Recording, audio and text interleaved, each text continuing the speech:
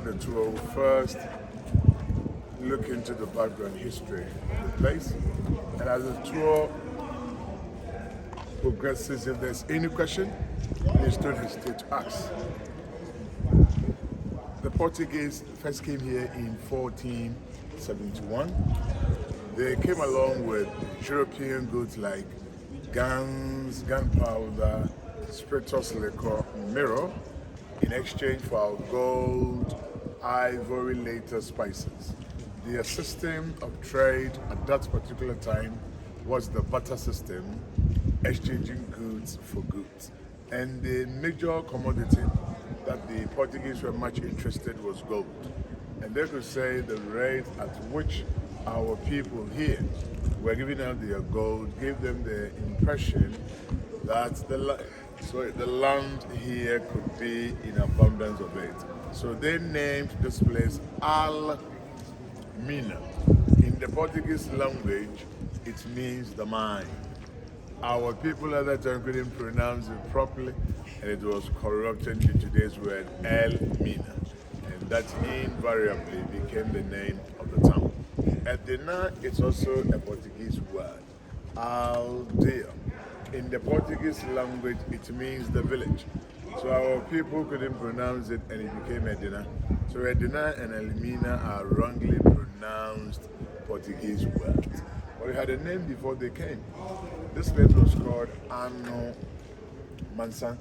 And Ano Mansan simply means inexhaustible water. 1482, that is 11 years later, after they had arrived, the castle was built.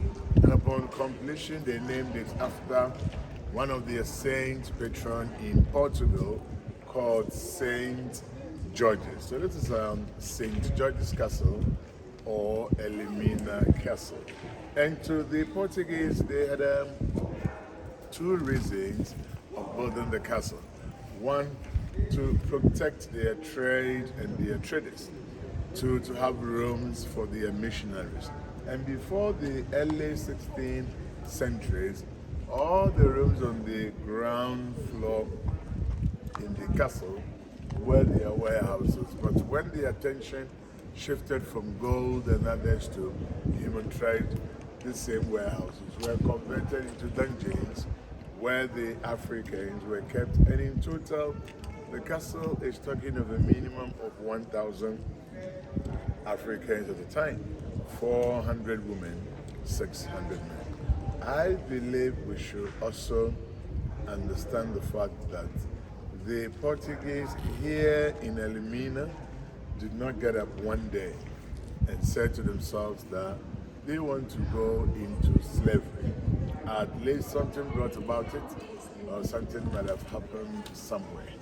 1441 was the first time ever the Portuguese started taking Africans to Portugal. And the one who did the capturing was called Anton Goncalves, but in some books he's called Antonio Gonzalez. And he was one of the explorers of Prince Henry of Portugal. He came to a place in Senegambia called Real de Oro, which means River of Gold. When he was going back to Portugal, he captured 10 Africans, others the same 12. When they got there, the prince saw them and he was very, very happy for two reasons. One, he wanted the most intelligent ones among them to be trained to become missionaries to hasten the spread of Christianity. Two, some to serve as interpreters when they come back to Africa. But however sad, when these people got settled over there, they never came back as intended or planned. They ended up in the palaces and plantations as slaves. And since then, no European explorer came to Africa when he was going back with an African captive. That is why others are of the view that possibly the Portuguese had that in mind before building this castle, simply because they started taking Africans in 1441. 30 years later, They got to Elmina in 1471, 41 years later. That is in 1482, the castle was built. Situation changed when the Spaniards got to America and the West Indies. They used the Native Americans called the Amerindians, the Red Indians, to work on sugar, tobacco, cotton plantations. The story says Spanish brutalities overwork and the effect of European diseases killed the indigenous population, so it had to stop. And there was this Catholic priest whose name is always mentioned, Bartholomew de las Casas. He suggested to the Spanish crown to arrange for Africans which to him are much stronger and were doing the same work under similar climatic conditions. So in 1512, 1515, thereabout, 50 Africans, come closer,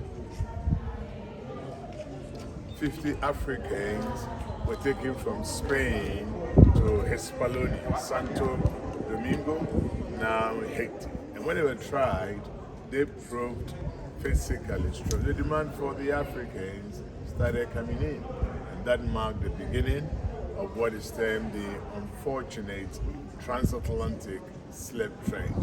The transatlantic slave trade is also known as the triangular slave trade simply because the network involves Africa on the eastern side, the New World on the western side, and Europe to the north.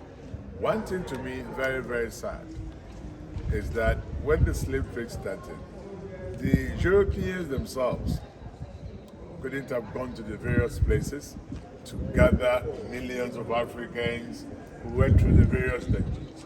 Basically, we could talk of three ways. One, we have Africans moving with the Europeans to gather Africans. We have the Europeans capturing some by themselves.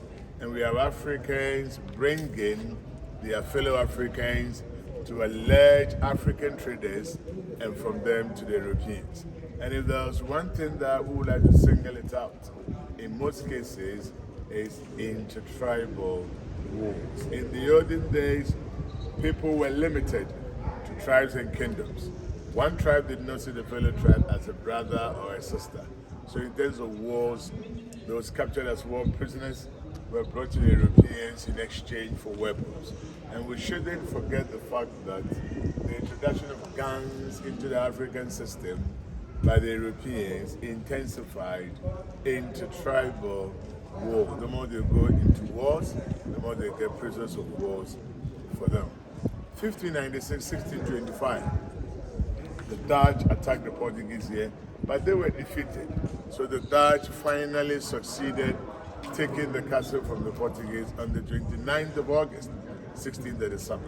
And on the 6th of April, 1872, the Dutch ceded this very castle to the British. But at that time, slave trade had stopped. And there is reason to say that the British never, ever took part. They did, but they used Cape Coast Castle and not Elmina Castle. When the British took over, they turned this one into sub-administrative center.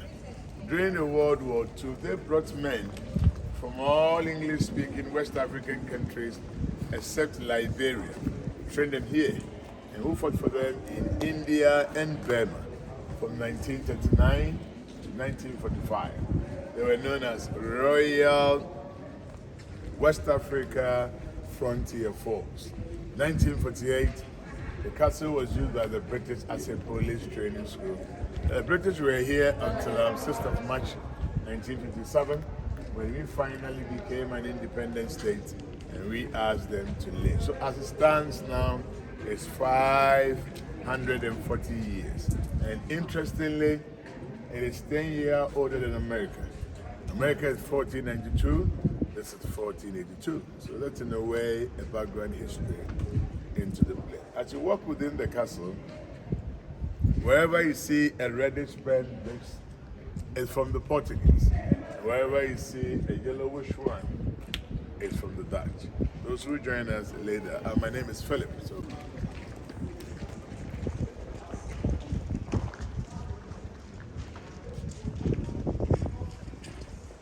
In this particular dungeon, 150 of the women were sleeping on the floor as hard as it is. There were no means of our convenience in here. Empty containers were placed at the various corners for them to ease themselves. But they were not coming from Ghana alone. So they sent Burkina Faso, Togo, Benin, Cote d'Ivoire, Mali, Niger, Nigeria, Cameroon, and the rest.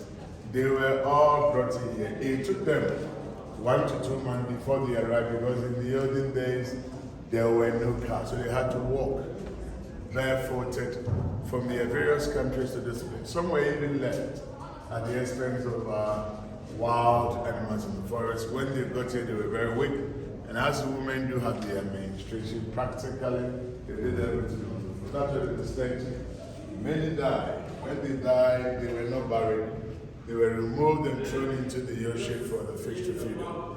They gave them something small to eat just to keep them alive. Some ate, some refused to eat, they preferred to die.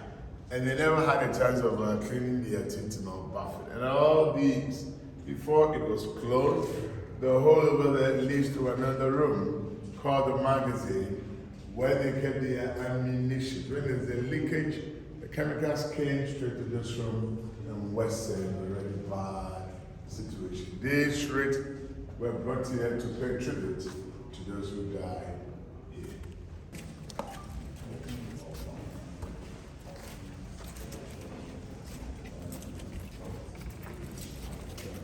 The courtyard. It's a reservoir built by the Portuguese. They had pipes connected to the reservoir. The pipes over there are not the original ones. So when it rains, it gets in there. And when it is full, it contains 20,000 gallons of water. But in 1637, when the Dutch captured the castle from the Portuguese, the Dutch were not interested in using this. They went to the mill slave yard and built the reservoir over there, thinking the Portuguese could poison this. But it's been proven that water in there was never, ever poisoned. Today we no more using this. It's now a breeding place for mosquitoes. When they came here to trade, they never brought their women. And as they stayed longer, they couldn't stay without them. So they were sexually abusing the women here. But the governor here will be up there, all dead, and the doors were open for the women to assemble in the courtyard. He looked through and made his choice. The chosen one might have been the dungeons from 1 to 2 months, but actually had teeth nor bathing. Not even menstruated, yet the governor had picked. So it became the responsibilities of the soldiers to fetch water for her to bath. Now with the bathroom, she was given something small to eat, and she was dressed and sent to the governor's quarters through the private access door. Let's have a look. After the humiliation, the woman was not able to stay there because that wasn't a permanent place. She was then sent back to the dungeons and instances. Some became mistresses and stayed longer up there. When the ships came, those found pregnant were subsequently freed or liberated. But due to the long war from the hinterland, some couldn't trace their way back. And this partly explains why along the coast of our country, we have mulattoes, the light color skin. And also the Europeans did not want their children to go wayward or astray. So they built houses in town, kept those pregnant women over there. 4 or 5 years later, they went for their children, brought them back here, and gave them formal education. So formal education started from this very castle, and those children of the Europeans became first elite in the society, and they fought superior over the indigenous people. But they're being given good food, good clothes. That was when the divide, conquer, and rule started coming in. Some went to the village, got married to the local women over there, built individual houses known as stone houses, stayed with them, had children, and gave their names to their children. And before, and today in Ghana, we have people bearing European names: McLean, McCarthy, Wilberforce, Williams, Brown, Mills, Bruce, Hutchison. They used to punish the women who refused or resisted rape. They were brought from the dungeons, chained to the anvil, and made it stand, bathe, rain or shine from morning till evening. No food, no water. They did that just to put fear into others, so that any time the soldier gets in there, people easily get to run to break. Chains that were brought from the dungeons through this very Courtyard to the door of no return. Before they had stairs that they descended, but the stairs are no more because they stopped using the reservoir and also constructed a drainage system here so that when it rains, water could easily get out of the castle. These metals were put there just to prevent accident. Today I am here, you are assured of returning. So please don't be afraid now. With the exception of those two songs, all other rooms on the ground floor that goes from this point were the dungeons for the men. On top of it were the residences for the soldiers, the missionaries and the merchants. The deputy governor, the governor himself. So the importance you perceive to have been, the higher you lived up in those days, and it is still happening today. So when the ships came, the men were then put back in chains and made to pass through this dungeon known as the transit dungeon. In there, they were branded. They put metal stamp in the fire. One was stamped at the forehead, the chest, or the back. They did that to show identification when they get to the new rules. Each trader and each trademark. As a result, most of them that did the shock of the branding because they were very, very weak in the dungeons. From there, they moved to the next dungeon before the door of the mountain. Please, when you reach the first door, you watch your head for me, take a step down. The next door, you bow down very, very low. You take at least 5 steps before you reach it. It's advantage to those who are shooting for a shot. You can also use your flashlight.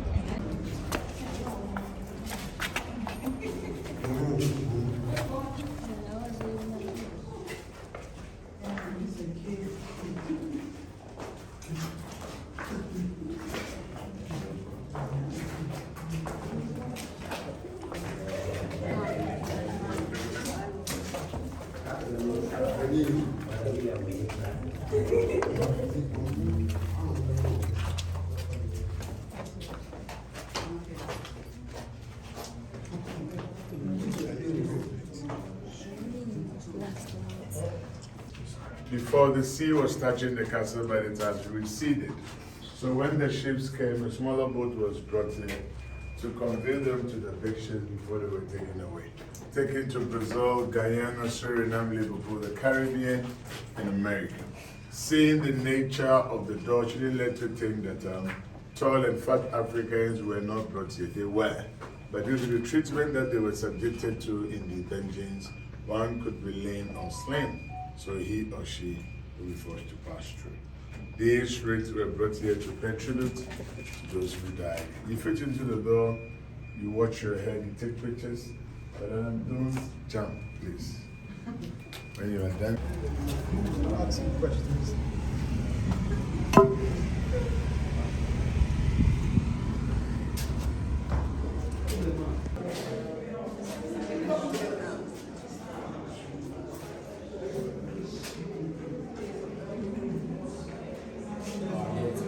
Came from Zeeland. Zeeland is one of the provinces in the Netherlands, and he was the last director general of the West Indies Company. He arrived here on the 16th of January, 1758. Died on the 12th of March that same year. At the age of 41, he was buried here. He died out of malaria or yellow fever. At that time, there was a missionary. His name was A. Andresi. He came from Vieira. Vieira is a village in Zeeland, where Governor Ted came from. He wrote something in the form of a tribute for Ted.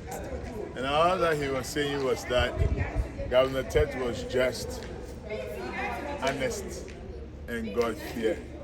At the time of slavery, somebody being just honest and God-fearing It is only him who can explain that. They are independent. Every nation has been trying to bring Africans in the other part of the world today to see themselves as one people. And in the early part of 1990s, during one of the Pan-African Historical Theatre Festival, Panafest, and the theme for celebrating the Panafest was the re-emergence of African civilization in an African family in the diaspora. And at that time, there was a ceremony held here in Ghana called Fiyankra, which simply means that when they were going, they never had a chance of saying goodbye. And after that ceremony, led by the president of the National House of Chiefs, the late Nana Odro Enimapa II, went to some chiefs of Africa, the United States of America, precisely New York, had discussions with Africans over there, and when they came back, this plaque here came up. Another serving as a mission statement of the tour of the castle. Walking to the dungeons today as an African, it ought to be in the everlasting memory of the sufferings of our ancestors. And this should compel all of us to pray for all those who died to rest in perfect peace. May those who love to return find their roots. May man never be given the chance to commit such crime against man. Every one of us needs to uphold them. So as we go out of the castle, we carry the responsibility that wherever we find ourselves, we try to fight against injustice so that evils of such nature never again be repeated. Each and every one of us has a role to play. So please play your role very, very well. And I believe when we do that, we give a meaning to the tour. Dr. Martin Luther King once said that injustice anywhere is a threat to justice everywhere. From here, you walk straight to this very first cell for me, but don't forget, I will lock you up. So. It was not for the Africans. It was for the European soldiers, to be precise, the Dutch soldiers who got themselves drunk and misbehaved, or who went out without seeking permission from the authorities. They sent them in there for some hours and freed, and because it was for them, it was well ventilated. They considered it to be very, very good because no African was put in there. You all come out and compare to this one. That has its own. They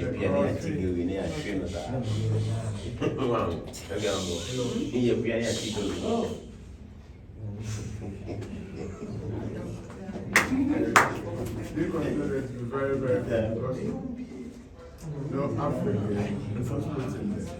You all come out and compare to this. That has its skull and a crossbow signifying death. If you don't go in there and come out, because I'm here, I'm a very kind guy. You are sure to carry back. Thank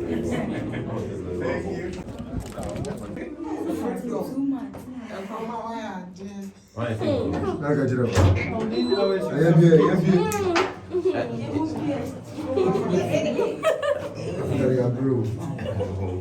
Just send them in there, no food, no water.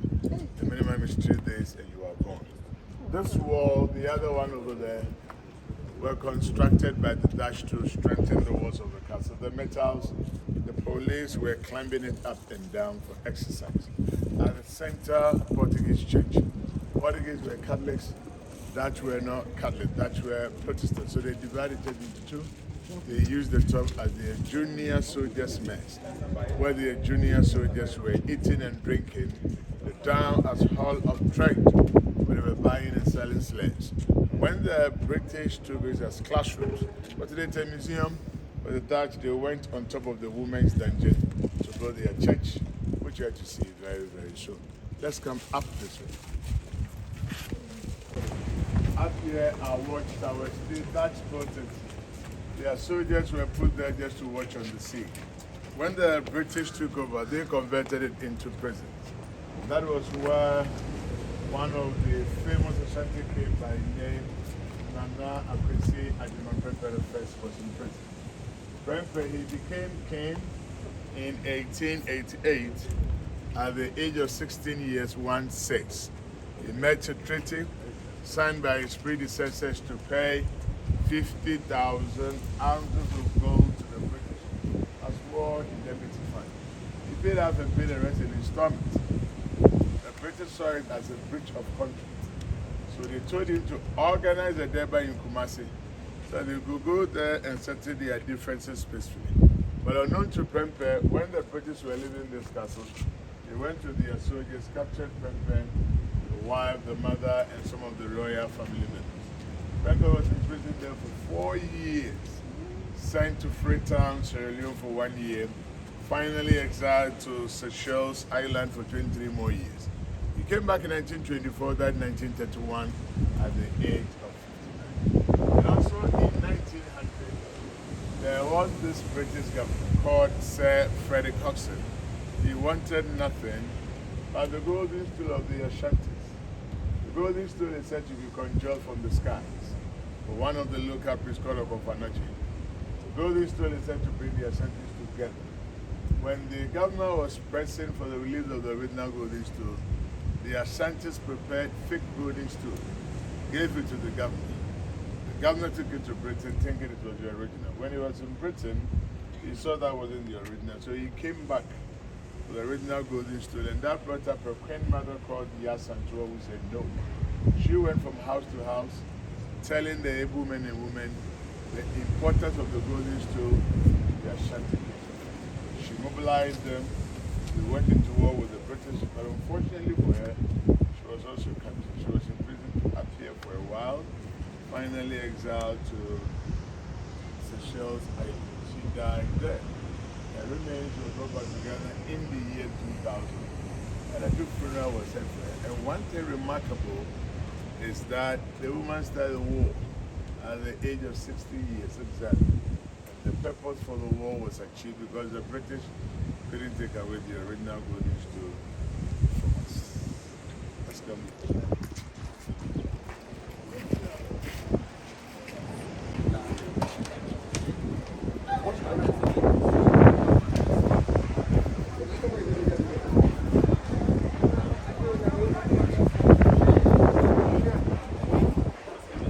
The woman that the governor selected was made to climb up to the governor's court. Another balcony for the governor where he stood to select the woman. Let us see the dance church.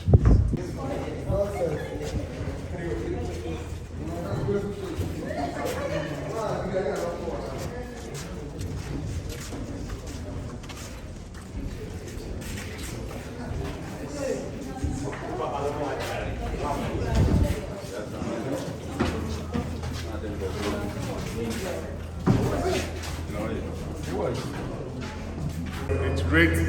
Zion is the temple of the Lord. The Lord lives here forever. The Lord lives here forever. Watch your head for this way. The acoustic is a model. They use the shadow to tell time in the olden days. We have the moat, inner and outer. The outer is a frequency. Out there when they lift it up. You cannot come to the castle. Fall into the boat. These are cannons. These are cannons when few because 3 kilometers away. Just as the end of this for Jorge was the Dutch protest. Their soldiers were put there just to watch on the ground. But today it's our military room. The castle standing now is the oldest, the biggest, and the largest in the world when we talk about transatlantic trade. The history of the story is not told to open wounds, neither is it told to magnify the strength Africans endured as people and yet survive. It is told for all of us to take unique and informed decisions so that collectively we correct the mistakes of the past by contributing in our own small ways, making sure evils of such nature never again be repeated. My name is Philip. That brings us to the end of the tour. It's my great.